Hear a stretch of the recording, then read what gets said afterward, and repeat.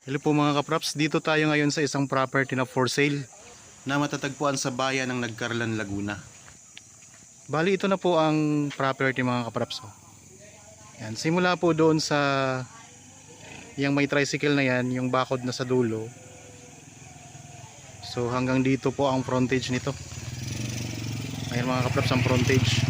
Bali ang frontage nito mga kapraps ay nasa 40 meters. Ang property po ay mayroong dalawang bahay na sakop at mayroon na rin pong kasamang poultry at may permit na mga kapraps. So itong direksyon na ito ay papunta sa National Highway. Napakalapit na lang po nito sa National Highway mga kapraps. Okay? Pasok tayo. So mayroon na ditong access ng kuryente o may linya na ng kuryente at saka tubig. So okay. Yan, may gate na rin po mga kapraps dito. Ito yung gate nila. Okay. Pasok po. So dito sa bungad ng property, meron tayong ano dito. Meron dito silang maliit na court. Pwede kang maglaro dito mga kapraps. Tapos pwede na rin park ng iyong sasakyan. Ito yung sakop na bahay. Ayan. Ito yung isang bahay mga kapraps. So ayan lang ang kalsada. Tapos marami din itong mga prutas mga kapraps. Ito yung pangalawang bahay. Tara ikutin natin. Ang sukat nito ay 3,040 square meters. Titulado. Yan, patag na patag ang lupa dito.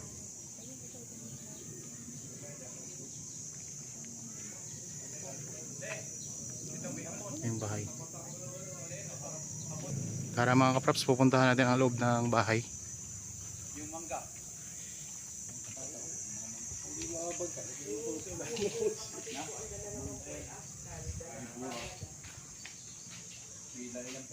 Akit na lang po.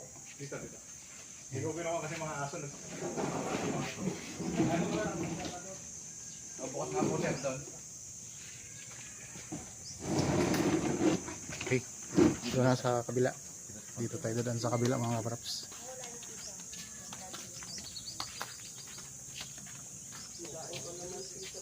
Yan, meron ditong pinto sa may harap ng kalsada.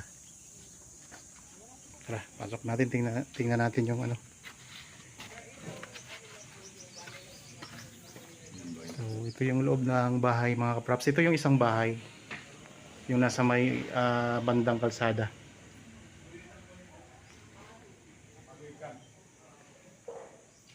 So kasama na po ang mga gamit. So kasama na po ang mga gamit dito sa loob na makikita nyo mga kapraps.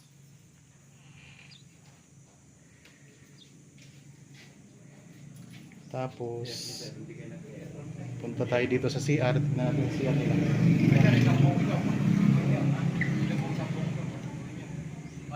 Yan, malawak po ang CR mga kapraps.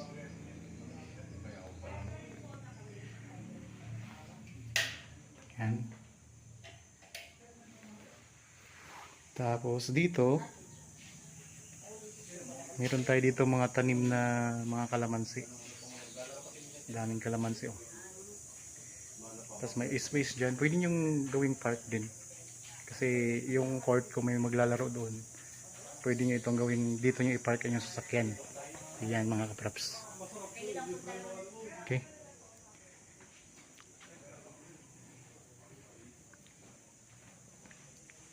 Tapos dito naman tayo sa kabila. Kung sakaling interested kayo mga kapraps, meron tayong contact details na makikita nyo sa inyong mga screen. Viber, cellphone number, Facebook Messenger, at saka cellphone number mga kapraps. Yan, meron din mga tanim na lansones dito. Tapos may mga rambutan. May langka, mayroong puno ng mangga.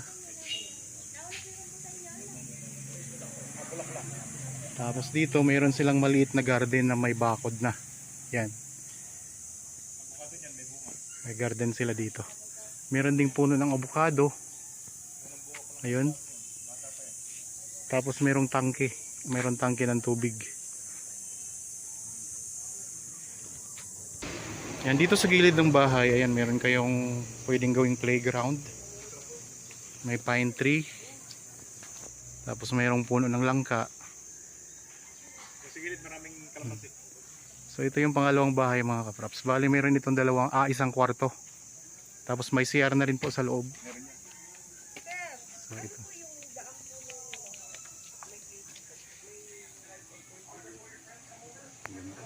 Yan. Ito mga kapraps ang loob ng bahay.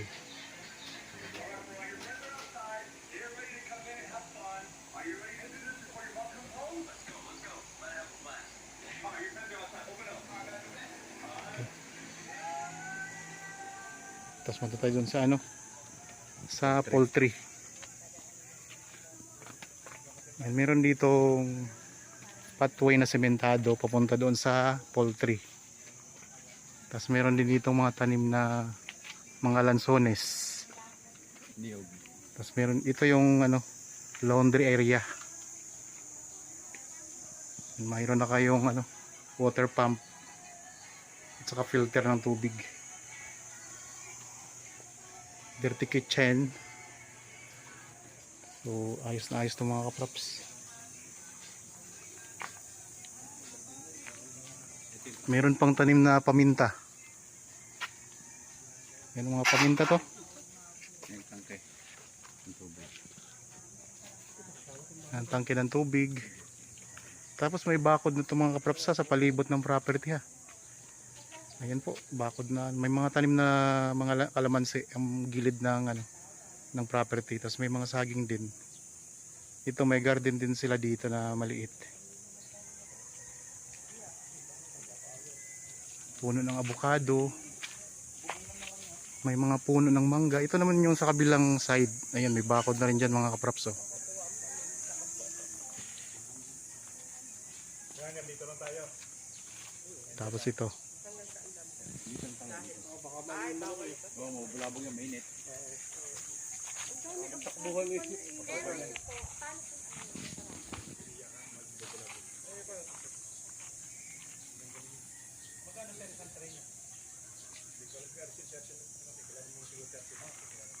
Dito yung pinakalikurang bahagi ng bahay mga kaprops ng property. May rambutan din po sa kalansones. Ito mga kaprops oh. Mga tanim na kalamansi. Tapos ang kasamang poultry nito mga kaprops ito. Kasama na rin po ang mga manok na nasa 1,000 po ang bilang. Yan po ay December pa magkakal yan mga kaprops, magiging kal. So dalawang housing ng poultry dito. Hindi lang tayo pwedeng pumasok kasi mabulabog yung mga manok. So ito po ang mga manok mga kaprops yan. So nasa 1,000 pa ang bilang yan. So hanggang December pa po daw yan mga kaprops. Ay tuloy-tuloy pa rin ang pangingitlog yan. Tapos dito sa kabila wala na siyang nakalagay na mga manok. Tapos wala nang bubong yung isang housing. Kung sakaling mabili nyo to, pwede nyo pong pabubungan na. So nabanggit ko naman po kanina sa inyo mga kaprops na mayroon na itong permit para sa poultry. Kaya wala na kayong problema dito. Hindi na kayo mamroblema sa pagkuha ng permit para sa poultry.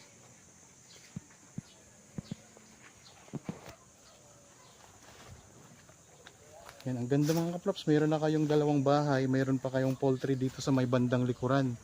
At may bakod na po sa palibot ng property. Yan, ano ko lang natin, i-zoom lang natin yung mga manok. Yan, so may mga itlog na yan mga kaprops. Oh.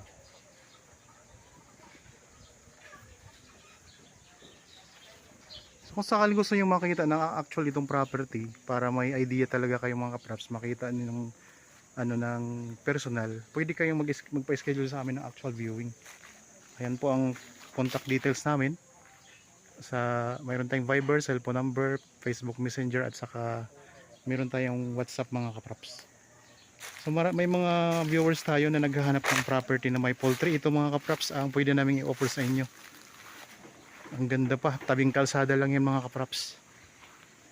So So mayroon na kayong dalawang bahay dito at sakop na o kasama na ang mga gamit sa loob. Yan, meron kaming kasama ngayon na buyer mga kapraps. So kung sakaling gusto niyo ring tingnan, para kung nagustuhan niyo naman po mga nakita niyo sa video, so pwede niyo tingnan itong property ng personal. Yan, dito may mga puno ng saging.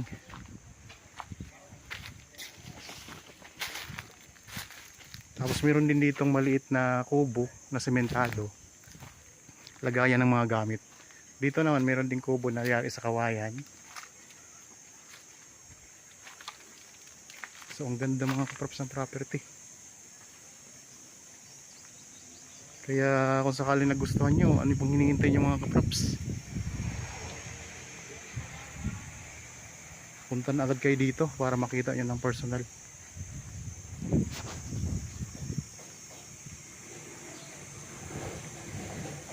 Ulitin ko lang mga kaprops, ang property na ito ay matatagpuan natin sa bayan ng Nagkaranan, Laguna. May dalawang bahay na kasama.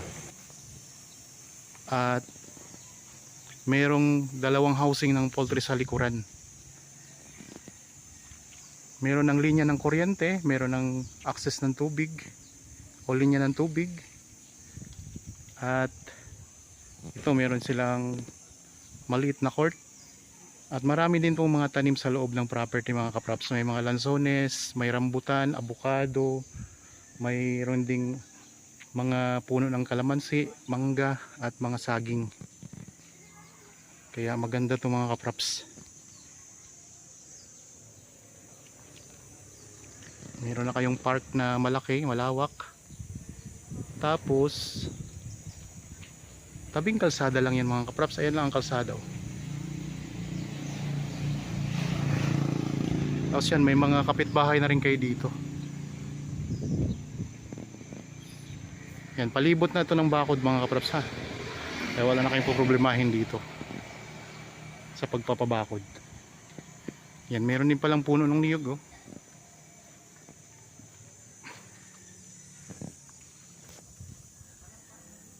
Okay po, sana nagustuhan niyo yung property na in-offer ko sa inyo ngayon. Para po sa mga bago pa lang sa aking channel at napadaan lamang dito sa aking channel, huwag niyo pong kalimutang mag-subscribe at pindutin na rin po ang notification bell para maging updated kayo sa mga bagong property na i-offer namin. Maraming salamat po, lagi tayong mag-iingat at God bless po sa ating lahat mga kaprops.